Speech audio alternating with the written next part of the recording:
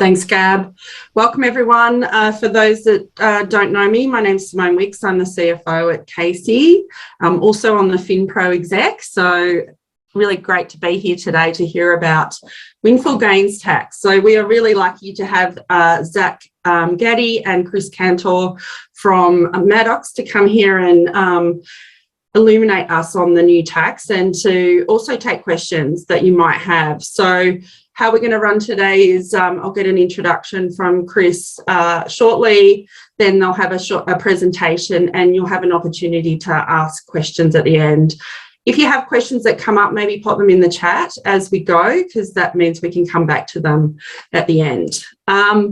Windfall gains tax is a significant change. It's a significant cost imposed on some councils. So it's important that we understand how it affects us. It's important that as financial professionals that we get across the implications for our councils. Some councils will experience a greater impact, but it's important that you're talking to your property teams and planning teams and getting across what the implications might be for you in the future, because this will have an impact on our financial position and the cost of the tax, and you might need to employ some processes that will help minimise that tax within the bounds of the legislation. So I might hand over to Chris to introduce himself and his colleague, and then we can get started.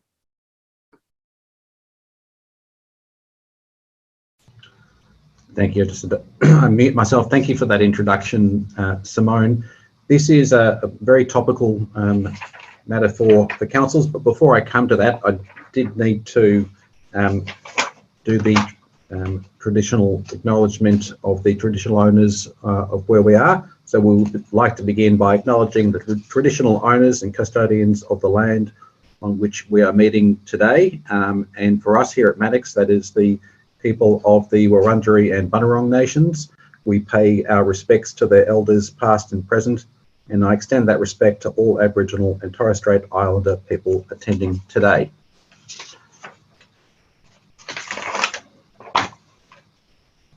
If I could have the next slide, please. Today, you won't hear me droning on and on about the windfall gains tax. I know it's what you're here to talk about, but Zach and I are going to present this jointly. I'm going to present on two topics, and Zach is going to present on two topics. The topics or the agenda are there. I will give an overview of the windfall gains tax. Zach will talk about planning implications and rezoning. I will then talk about value uplift and objections, and then we'll talk at a high level about implications for sale and rezoning of council-owned land and managing your WGT risk.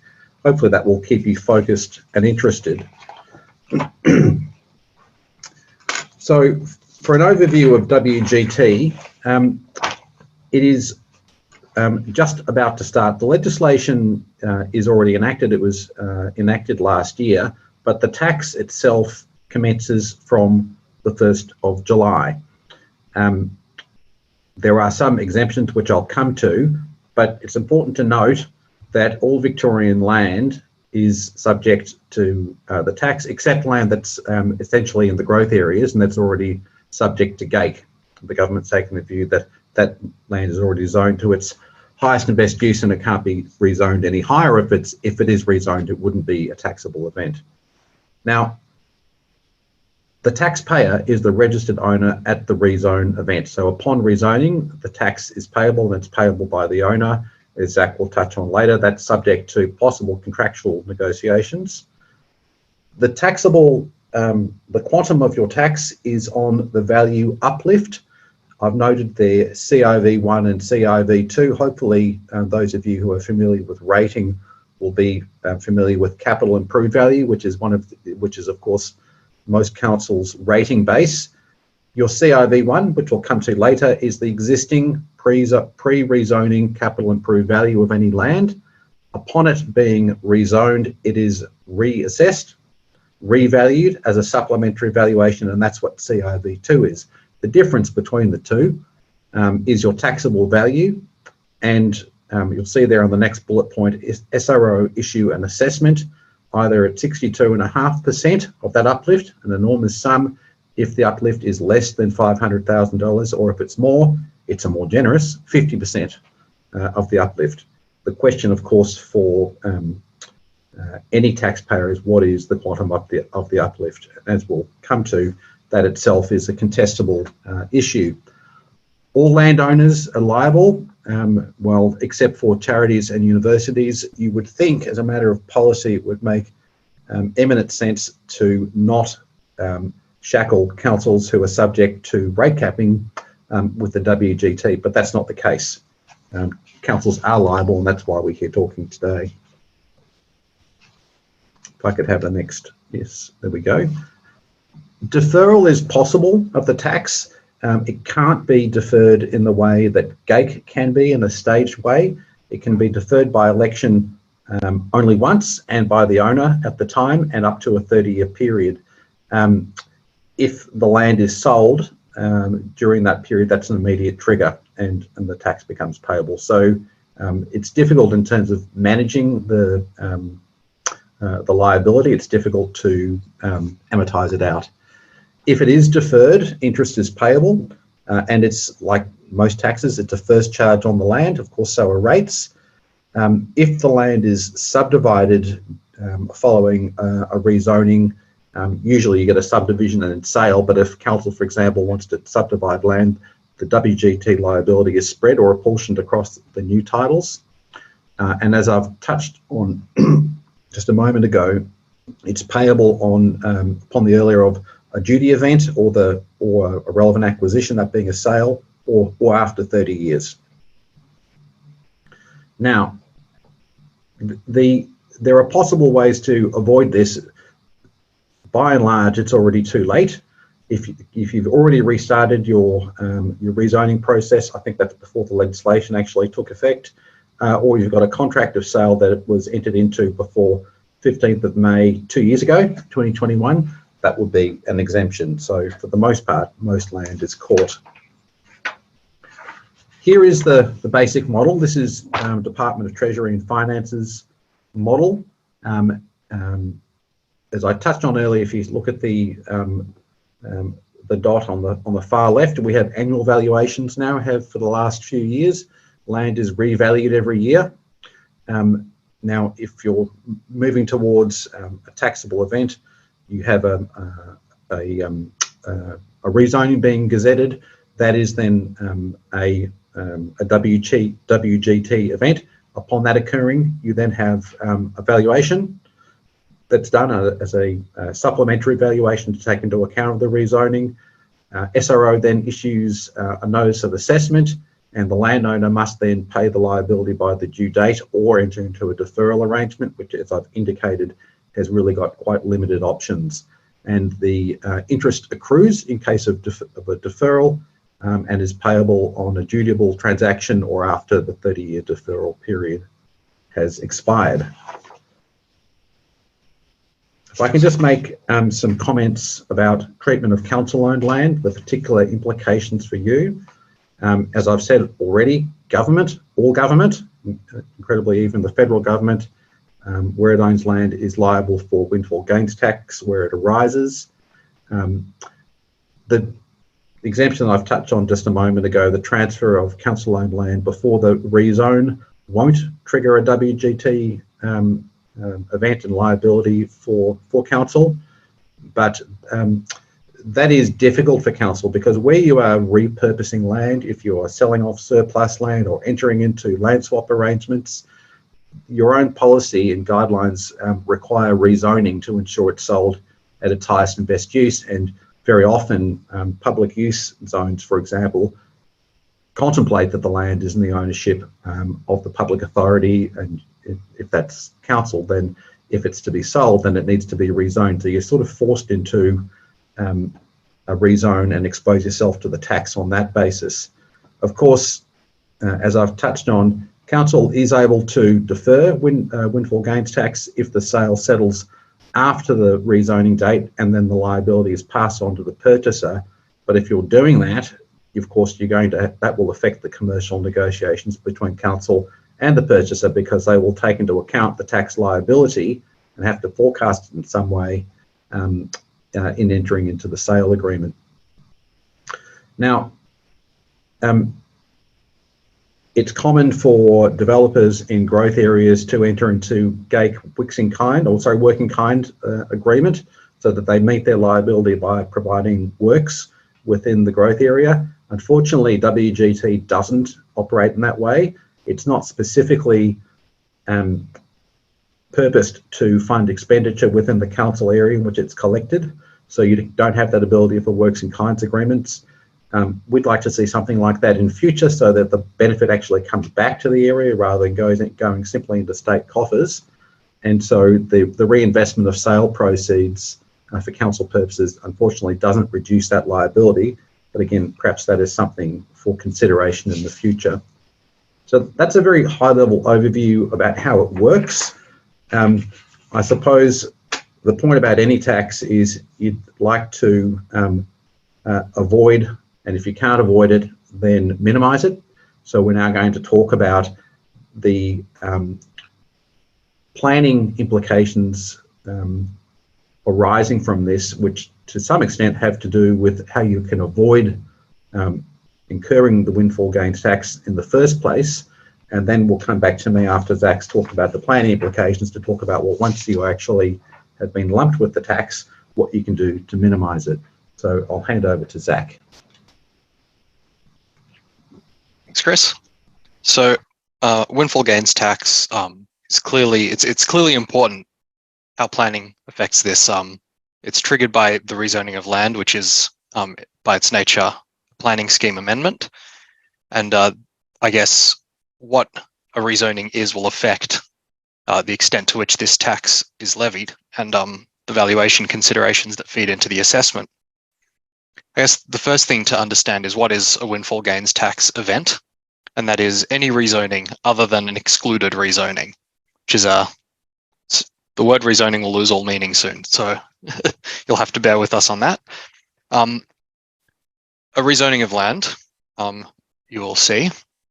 So we need to understand what a zone is first, and that is a zone under a planning scheme, which is usually a clause of the planning scheme. So you might have for example, your commercial 2 zone is clause 3402. So that's a zone. A rezoning is when you move from one zone to another, that is between different clauses in the planning scheme. Every piece of land in Victoria is subject to a zone, and the zones, I guess, dictate a particular use for land within that zone. It could be residential, industrial, commercial. Assume you guys all know this, but it's important to recognize that the way these zones are set out is in individual clauses. The rezoning comes into effect when the amendment comes into effect by being published in the Victoria Government Gazette, and that's when the notice of approval is published. But it can also, that gazettal notice could also state a date in the future for the rezoning to come into effect rather than the date of the notice. These are the examples of what a rezoning is. So we have here a move from a farming zone into a general residential zone. So you can see here, we've got clause 3507, and that's changing to 3208. So that's a rezoning. The zone number is changing, the clause number is changing. Similarly, a commercial 2 zone is 3402 to a commercial 1 zone. So that's 3401. That's a change in the clause number itself. So that's a rezoning. On the other hand, a rezoning that moves land between schedules of the same zone isn't a rezoning, isn't a windfall gains tax event, I should say. So if you have a clause within the general residential zone, Schedule 1, so that's clause 3208, Schedule 1, moving to clause 3208, Schedule 2, you're staying within that same clause number, only the schedule's changing. So that's not a rezoning for the purposes of windfall gains tax. Another very important exemption for council to understand, exclusion, they're different things. An important exclusion to understand for council is rezoning into or between different public land zones. So that could be your public use zone, that could be your public park and rec zone, it could be your transport zone. These zones, when you're moving into these zones or between these zones, is excluded from windfall gains tax. It's very important to note that moving out of a public land zone but into a non-public land zone, so if you want to move from public use zone to mixed use zone or activity centre zone, for example, those will not be excluded and windfall gains tax will still be attracted. That goes back to the point Chris was saying about councils still getting lumped in for this. The other key thing to note is, as Chris mentioned, it doesn't apply to land within the gate contribution area, which by and large is land zoned urban growth zone. The rezonings in particular that are excluded in the gate area is a rezoning into the urban growth zone, which will bring land into the contribution area and make it liable to GAKE, so that's excluded, as well as the first rezoning out of the urban growth zone. So that's when, I guess, you finish your PSP development and then the urban growth zone becomes whatever the underlying zoning is as specified under the PSP. There is also provision that certain rezonings will be excluded where they are declared to be an excluded zone. One example of that is rezoning into a rural zone other than the rural living zone. So that was declared by the minister. It's the only declared exclusion we have so far, but it's important to note that the exclusions can change, and it's something that we need to keep track of as the tax continues to exist. There are also some exemptions. If a large area of land is rezoned, up to 2 hectares of residential land owned by any person can be exempt from this. It's the definition of residential land is quite complex, but basically if you can live there and it's not a hotel or a retirement village is the very high level. We'd suggest getting actual advice on that. If you're contemplating a rezoning and you want to consider residential land as the residential land exemption. It's also exempt if there's a correction to an obvious or technical error in the planning scheme, so mapping errors, those sorts of things. And there are also a number of transitional exemptions, which Chris mentioned, which are also very technical, but tend to relate to things that were already in the works before the legislation commenced. The key question that I think we want councils to ask themselves in relation to windfall gains tax, and a very important thing to mitigating liability for the tax, is to decide whether a rezoning is actually necessary. Where you have public land, so if you've got a big park in the public park and rec zone in the middle of an activity centre, for example, and you want to rezone that activity centre from a mix of commercial one and business and mixed use into the activity centre zone, for example, we'd say leave the public land zone, leave the public land in the public land zone if you can. Obviously, that'll depend on what exactly you intend to do with the land and will require further detailed advice on the particular circumstances. But keeping land in public land zones and even moving land into public land zones will be exempt from the tax. So that's one key thing to consider. Another one is considering the use of overlays to guide development. If you have a bunch of land in a commercial zone and you want to, if the strategic goal is to put particular uses in particular areas or put particular built form controls, you can often do this through the use of design and development overlays, development plan overlays, and specific controls overlays without the need to rezone the land. So that is also a key thing to pay attention to when considering whether the change that council is trying to implement when rezoning is whether it's one that requires a new zone or if it's one that can be dealt with through other planning controls. We also think it's worth noting that this will also change the way owners object to potential rezonings. Before, people would usually see their land, my land's going from, neighborhood residential zone to mixed use zone. That's going to heavily increase my land value, so that's good. But now people might be thinking twice about that and saying, well, do you have to increase my land value like this? Do you have to make me liable to this tax? So it'll be interesting to keep an eye on what landowners within council's areas will have to say about this tax as well. I'll now pass over to Chris to talk about how the valuation process works and the objection process. Thanks, Zach. I think just following on from Zach's overview there, when it comes to councils, one of the things we'll talk about is council-owned land, but of course you are a planning authority, and we've advised more than one council about the context in which council is considering a rezoning of land, for example, within a town centre, and we'll be visiting rezoning beneficially, but also detrimentally in a tax sense on private owners within their municipality. So that is one of the real difficulties, where council is looking to strategically manage land within its boundaries, not necessarily just council-owned land, but it has tax implications in that sense as well, because of course not all planning scheme amendments are proposed by developers, sometimes they're by councils. So there's that context as well. Now, this is another slide from DTF, and something I'd really like you just to focus on. And it's something that's probably occurred to many of you, and it's this: zoning doesn't determine value. What this chart shows is that, in particular, the first arrow is that land value incrementally increases over time, not just as a product of the market, but as it moves towards planning maturity, it naturally increases in value. And I can think of examples, or refer to examples such as logical inclusions of something within a particular boundary,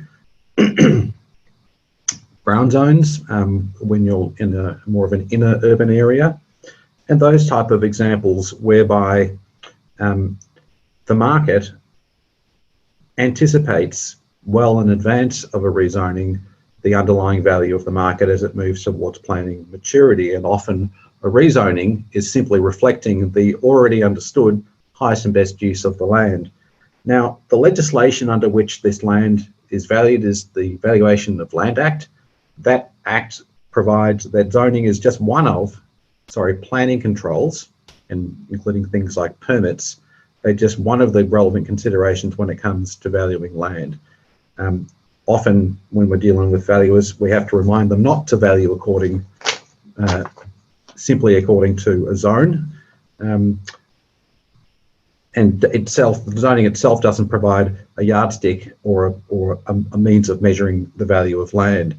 So the government has already contemplated that you don't assume that there is an almighty uplift in land value overnight upon the minister approving an amendment to the planning scheme giving effect to a rezone. In fact, it happens over time. In the case of this example, as industrial zoned land moves towards a residential zone. So again, it points out there, sorry, if I could just go back once, thank you, Zach. We're in different rooms, so that doesn't make it terribly easy. The rezoning occurs, but the value uplift in this model has already occurred to a substantial degree, and the liability is calculated based upon uplift at the point of rezoning, but it obviously acknowledges that you may have already captured some of the uplift. The question, of course, is for any taxpayer, whether it's council or anyone else, is to appropriately measure and reduce that uplift where at all possible. All right, if I could have the next one, thank you. So, assessment of taxable uplift and the implications for councils or any landowners. As I mentioned at the outset, this is based on your rating base, the capital improved value of land. Interestingly, they've used CIV. I'm not sure why. I've tried to find out why site value wasn't used as a better measure, because capital improved value takes into account improvements on land. Improvements aren't rezoned, they're just improvements on land. I'm not quite sure why they've done it this way, but you might have sites, for example, in Fisherman's Bend that have very valuable warehouses on them, and the rezoning is visited upon all of the land, including the improvements, not just the underlying land value. This is the way they've chosen to do it. There was some consideration at the there is provision in the legislation for there to be deductions from the taxable uplift. They were to be prescribed by the minister, and that might include things such as works on the land, further improvements to the land. But there are no deductions, unfortunately, which will be bad news for some developers, hopefully less of a concern for councils. Coming back to this assessment of the taxable uplift, I've said already we've got annual valuations now, and you have a CIV, a first CIV that's in your rating books now. That is your starting point. You then have a supplementary valuation which is triggered by the rezoning. Under the legislation, supplementary valuations can be done on a number of bases, including a change of occupancy, improvements to the land, adverse circumstances, that sort of thing. But this is a new trigger, a rezoning. And in fact, it already was one under the Valuation of Land Act. It's just that this is one that the Commissioner for State Revenue can require upon there being a rezoning. So that's your trigger for the CIV2.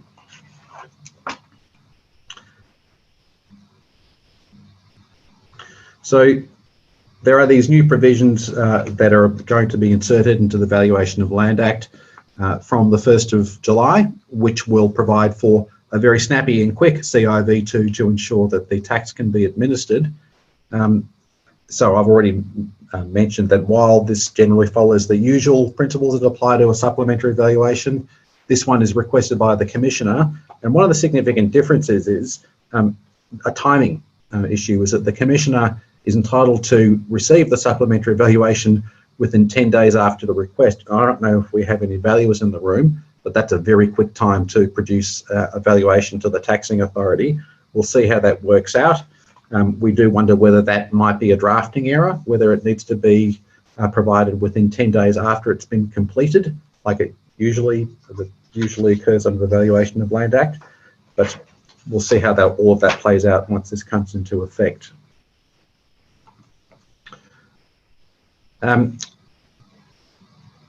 Again, this regime operates both under the WGT legislation but also under the Valuation of Land Act. So it brings in a new role for the Valuer General to certify supplementary valuations. The valuations carried out under contract at the request of the valuer, and then it goes to the VG for certification. The VG has 2 months, but if it's not certified, then it's deemed to have been certified after 2 months, so the whole system isn't held up. Once it's been carried out and returned, councils are actually able to make use of that CIV2 as for the purpose of rates or fire service levy. So it provides possible rating uplift for councils as well. Now, I referred to the rate capping system earlier. Supplementary valuations are not subject to rate capping. So that's possibly one benefit for this system. Now, this is one of the really important aspects from a tax risk and exposure perspective. CIV2 is there.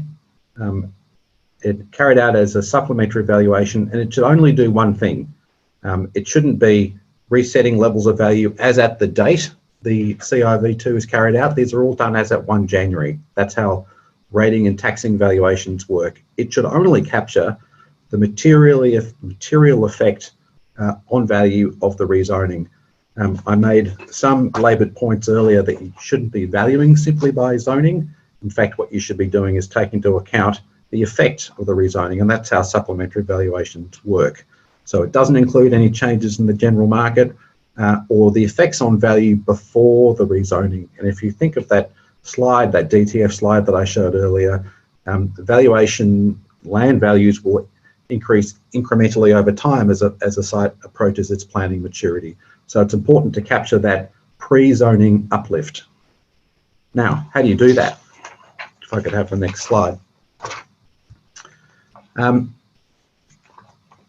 The VG carries out statutory valuations, so it carries out the CIV1. Now, despite that being on a council-issued rate notice, councils can object.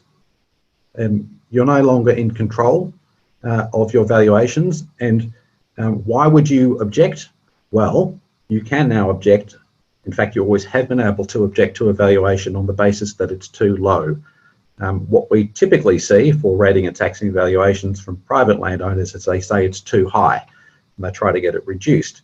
Now, the reason for objecting, obviously, to your existing CIV before the rezoning is to minimise that uplift if it's on the basis that the land actually has alternative planning potential and that hasn't been captured because perhaps the contract valuer in carrying out the general valuation has effectively had regard to the existing zoning and not looked at it closely because it's a mass appraisal and recognised the fact that perhaps it's moving towards a rezoning prospect.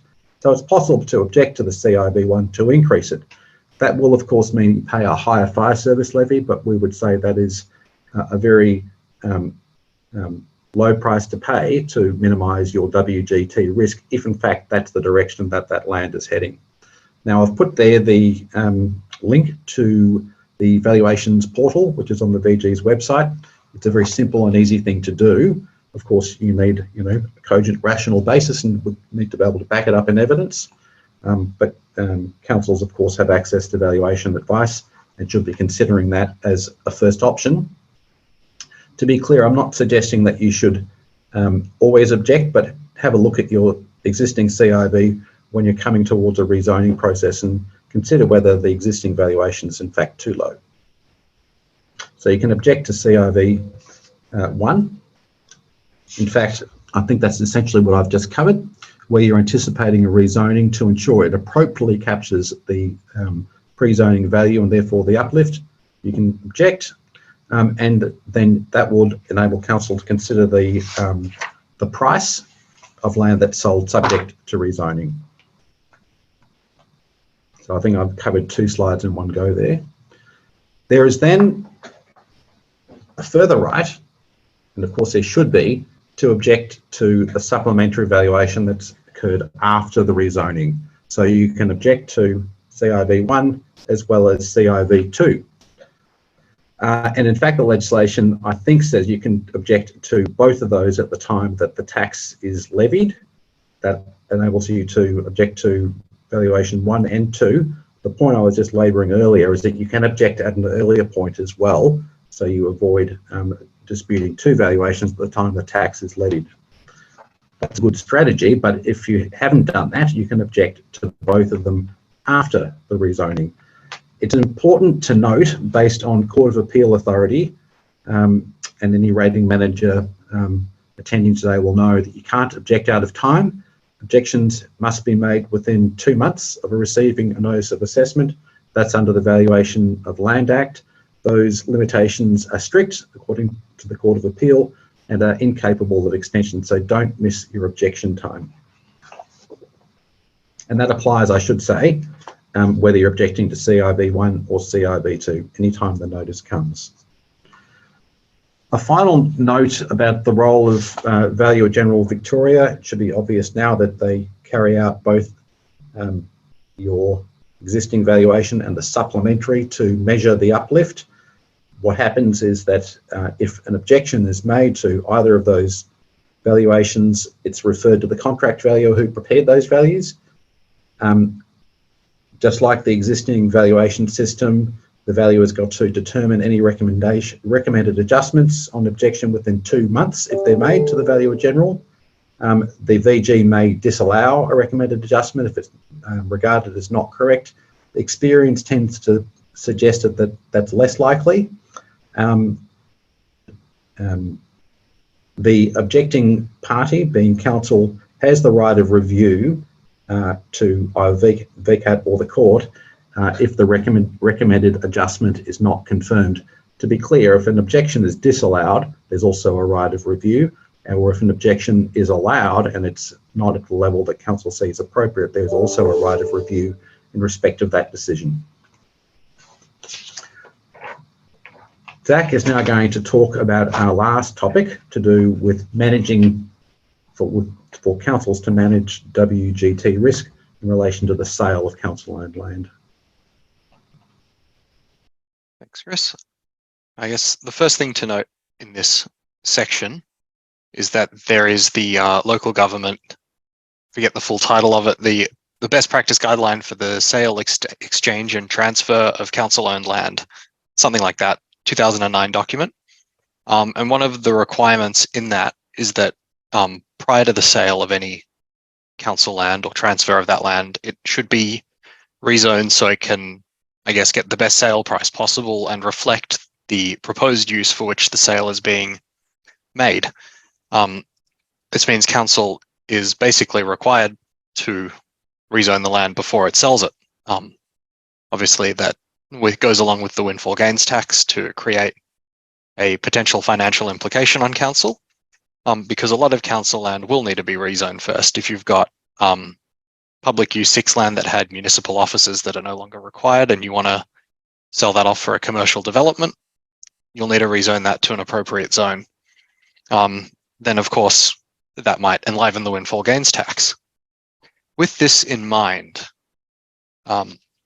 while the Windfall Gains Tax Act allows for deferral, which I'll touch on again shortly, of the tax once the event occurs until the next event, being in this case, sale of land, council may have opportunities, and this is going to be almost entirely commercial, opportunities to adjust contracts of sale to put that liability on the purchaser, or to retain the liability on council, or to share the liability with the purchaser. And of course, this is something that it's very difficult for us to advise on without all the details, and we would suggest that for any contract selling council land that might be affected by windfall gains tax, that the proper advice from a property lawyer be sought in this particular case.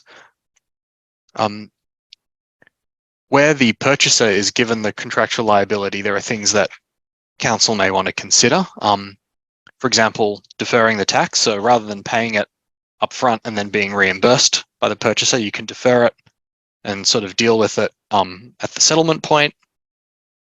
But the purchaser will be acutely aware that they have no entitlement to defer that liability. So once it's paid, once it's due and payable by council on the settlement date, the purchaser won't be able to defer it, only because council in theory already has. So the way that that's dealt with will need to be explicit in the contract, and again, something just to consider. Furthermore, you don't have to pay it until you get the notice of assessment. That'll then set out what the actual quantum is for the liability, but it also means that there's no certainty of quantum until the contract, the windfall gains tax event occurs and the notice is issued. You can link the settlement to the notice of assessment, and you can deal with when the settlement is to occur. So you could say that the adjustment in favor of council for the amount of the tax is a condition precedent for the settlement or for the contract itself, and you can include it as part of the settlement adjustments. But again, this will be very dependent on the situation that you're looking at. It's also worth noting that the purchaser may not really have a right to object since the tax is levied on the council, but there may need to be a mechanism written into the contract to effectively give the purchaser that right. So it may require council to make the objection to CIV1 or CIV2 or both on the purchaser's behalf. And then there might be other terms that you want to include in the contract, again, subject to the particular circumstances, dealing with indemnities if the purchaser doesn't pay in time and the council's faced with some sort of enforcement, or if the purchaser should have to put up a security for the windfall gains tax risk. So those are a few of the things that we think about, and now I'd like to open up to you for any questions. We've gone about... Thanks. Yeah. Sorry, go. Apologies for interrupting. I was going to say we finished about 5 to 7 minutes early, so we've got a little bit of extra time. And I just popped a note in to say we're happy to receive questions in the chat. Thanks, Simone. Yeah, thanks, Chris. Thanks, Zach. There's a lot of information there for us to digest, especially those that have not attended any other sessions on windfall gains tax. I just have a question around perhaps advocacy. There was some talk around advocacy to try and get some sort of exemption or some sort of alteration to how the monies might be spent once they're collected. I know that it's coming in, the legislation's happening, but I'm just interested in your opinion of what efforts, if any, would be worthwhile. I think the efforts are worthwhile. It seems to be an ill-considered tax. That's the view. I'm mindful we're recording this, but there's the view of many tax lawyers that I've spoken to that this isn't terribly well thought through. So in terms of tax has always got to be fit for purpose. What is this actually intended to achieve? I know in Victoria we've had the experience of this enormous expansion of our municipal boundaries, some probity issues in relation to planning and rezoning, and we've had inquiries and commissions and all of that. And then this comes through and we have a windfall gains tax. Well, what is it intended to achieve? And I don't think that's really been properly considered. So certainly at ministerial level and between people in your position, Simone, and CEOs, yes. I think that's, and MAV, that's entirely appropriate. As yes. is, I think, the question of whether councils should be liable for tax at all. Mm-hmm. Yes, I think that we've been sort of talking about, whether it could be reinvested in the municipality where it's come from in terms of public benefit would be a good idea as well. I might just talk about, just because I'm just mindful we've got a lot of finance professionals on the call today, just who perhaps don't always come across what's being rezoned and have a strong connection with other areas of council that might be managing these items. So from a Casey point of view, we have a council-owned land list and we have a surplus land list. This is where I started in terms of how we needed to look at our exposure for the tax. And I liaised with the strategic planning team and the property team to identify any rezones that were on the cards for any of that land, that surplus land that potentially could be sold. So it's a really good place to start to try and capture what your exposure might be from a council perspective. We've presented to administrators about the liability that Casey itself might have.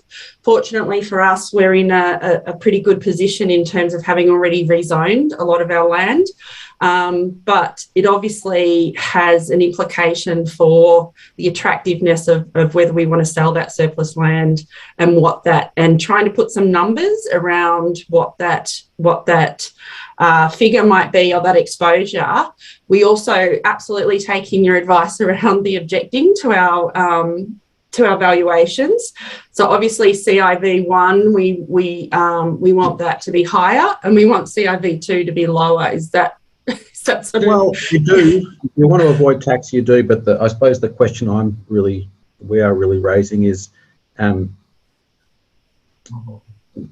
it's appropriate to do so, at least to consider that at the very start. So a lot of the work we've done for local government has to do with modelling their current CIVs, whether they are adequate, and indeed trying to model that impact. So yeah. One of the examples I can think of is where council has purchased land and they've paid a very hefty sum for it, and they're concerned about the implications of the sale price for the CIV uplift. So it's because these things really should be reflected in the market already.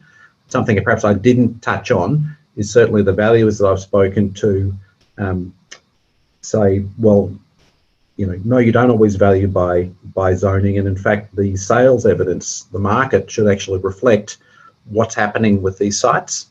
Yes. so that you don't always assume that there's an uplift simply by reason of rezoning. And where you've got rezoning candidates, the market is already anticipating that, and that might be for land that you're looking at rezoning or surrounding land that's, a logical inclusion or a brown zone land, that sort of thing. Yeah, that's a good point. You really need to be able to model it. So yes, whether that's getting valuation advice and then objecting or not objecting is really a question of, of playing that through. Yeah, now, it's highest and best use, isn't it? Exactly. Highest and best use. That is what the legislation requires really to be taken into account, not just the zoning. That's part of it. Okay, we do have a question in the chat. So we have from Pat. If the purchaser reimburses the WGT on settlement, do you think that it amounts to an increased sales price? For GST purposes, the consideration for the supply of the land may include the reimbursement. Effect is paying GST on WGT. Yeah. Now, I'm not a GST lawyer, so I tend to run a mile when it comes to GST. I don't know whether reimbursement of WGT is a taxable supply. What I'd say is it could be. But I think the more interesting point is whether the consideration that's paid for land where you've got a reimbursement of the WGT, whether that's part of the land value, whether that's part of the consideration, that makes things quite difficult. The best way to characterise that is two pieces of consideration. One is the purchase of the land, and one is an agreement to reimburse the WGT. The difficulty will be is when you're when a valuer is looking at that for the purpose of assessing CIV2, they will be looking at the total consideration. Why would a purchaser agree to reimburse WGT if they didn't think that reflected part of the value to that purchaser? I think that will be a real difficulty. And it goes to what Zach touched on before, which is in terms of minimising your risk, you can have contractual arrangements for the purchaser to pay the tax, but of course then if they're doing that, why wouldn't they factor that into the sales price? So I think that will be something that will be hotly disputed. Hopefully though, it can be resolved as between valuers in terms of land values on a rate per square metre or hectare when they're considering the implications of rezoning. Thanks, Chris. Pat, did you have any follow-up from that or? No, Simone, it's just a mystery question. I tend to agree. That is a really difficult one. Yeah, look, I haven't had any discussions with the ATO yet on this. The WGT things hasn't started yet, but I'm certainly going to take it up with the ATO because I can see them taking a view that it forms part of the consideration. Because otherwise, why, as your point, why would the purchaser bother paying all that money if they didn't think it was worth it? It would be an uncommercial deal. You'd think a sensible purchaser would agree to a total sale price and then apportion it between the amount they pay for the land and the amount they give back to the vendor. I will take it up with the ATO and see what they say. Report back to us, Pat. We'd love to know. Right, that's fine. Thank you. I just have one clarification just around when it would be appropriate to defer the tax. I think you said, Zach, it was up to 30 years council has to defer the tax. Is it when you're rezoning and not selling, it gives you more time to then sell at a later stage and then crystallise the tax then? Yes, so the way the deferral works is you get your notice of assessment shortly after the rezoning event, so the windfall gains tax trigger. And I guess the option is to pay it up front as soon as you get the notice of assessment within the time frame on the notice, or you can defer it for up to 30 years. And then ultimately it's the question of whether you think you can sell the land and sort of pay the tax out of the proceeds of that sale, or even shift the liability, or whether you would rather. Yeah, I guess that's the main consideration. Is it's a commercial question to do with managing the risk of the tax versus the interest that runs up on the deferred tax. Yeah. But it's giving you the option to not pay it now, but to pay it when the land sells or another dutiable event occurs. with the land. So interesting you just said that. So a comment came in, deferral will result in interest, and any insight into what that rate might be. I had a note about that actually. It's not the penalty. I think rate. it's definitely not penalty interest. I think it's below, I think it's the margin rate, if I remember correctly. So it's quite a low interest rate, but it's still, oh, we've lost Simone. It's, yeah, I believe it's the margin rate. I think I was just listening. Yep. So marginal. Okay. I think it's the marginal rate. I might have to take it a little on notice because I can't find the written note that I had that had it on it in front of me. But yeah, it's I recall seeing it's definitely not penalty interest. So no, it's just mindful at the moment because for our rates collection, we've had that on topical. Is there any other questions? I can't see any more in the chat, but if anyone wants to put their camera on and ask a question whilst we've got the experts in the room. All silent. The recording from today and the slides will be made available after this. It usually goes on our website. So I'm sure that if you want to go back and revisit the slides, you might have some further questions that you can pass through to Gab, or as you're moving through reviewing your own council's situation, there might be some other things that pop up. And we've just got your details there. So Chris and Zach, as we introduced, they're from Maddox, so I'm sure they can help you with any complex questions that you have. Thank you, Simone. It raises a whole new landscape for local government. And so I think that the questions that you touched on about trying to understand the implications and modelling and objecting early and being proactive are really the key takeaways. Absolutely. All right. Well, thank you everyone for joining us today. Hope you've got a lot out of the session, and look forward to our next PD Day in June, which is June 16th. So a lot more coming from FinPro. So thanks everyone. Thanks Chris. Thanks Zach for taking the time to come today. Thank you.